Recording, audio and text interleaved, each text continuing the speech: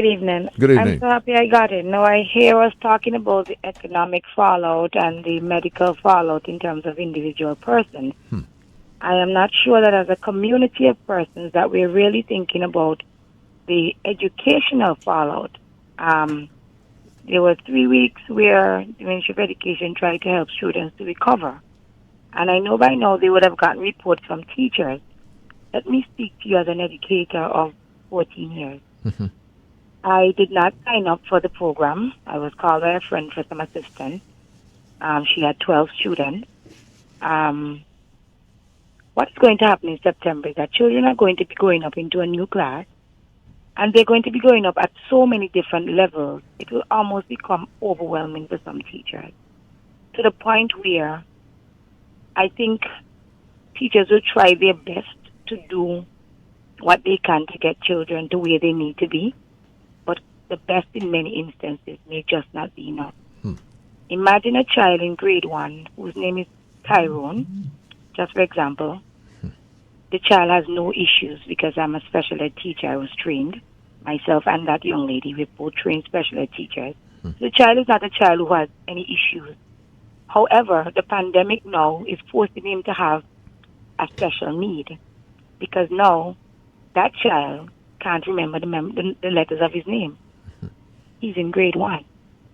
Because maybe at home, nobody's able to help him, and mommy doesn't remember that she's supposed to be reminding him of his name.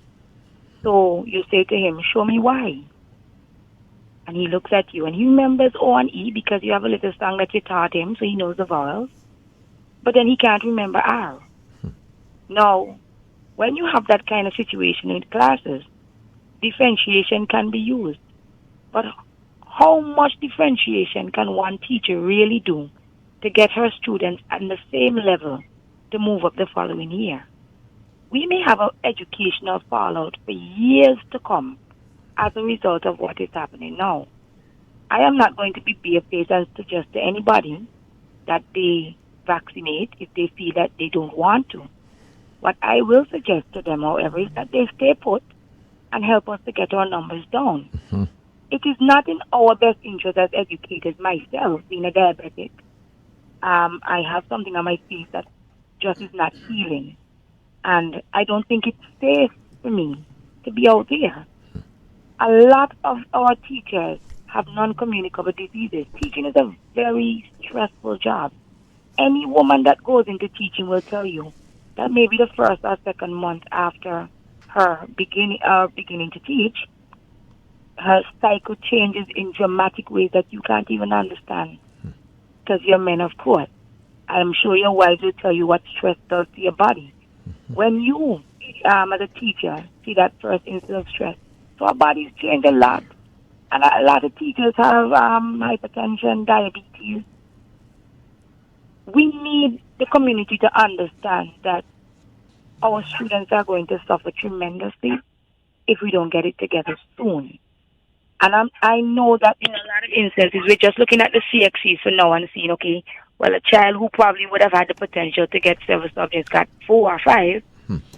I am seeing down the line when we have students who are going to go to grade 6, the literacy level will have a significant difference in our literacy rate.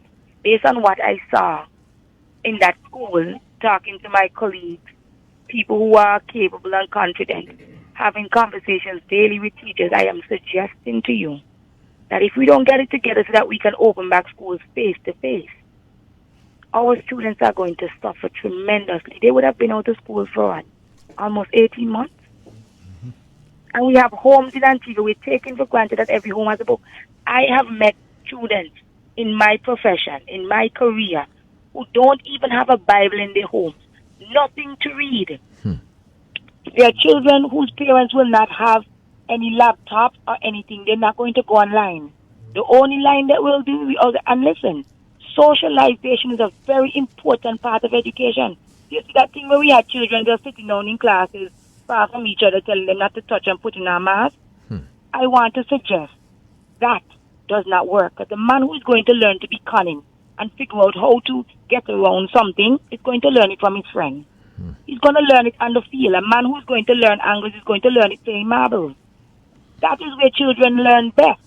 We teach them little things in school, in class, and then they learn how to use those things out on the playfield, like in the real world. That is what children learn. Okay. All right. Thank you. We want to thank you.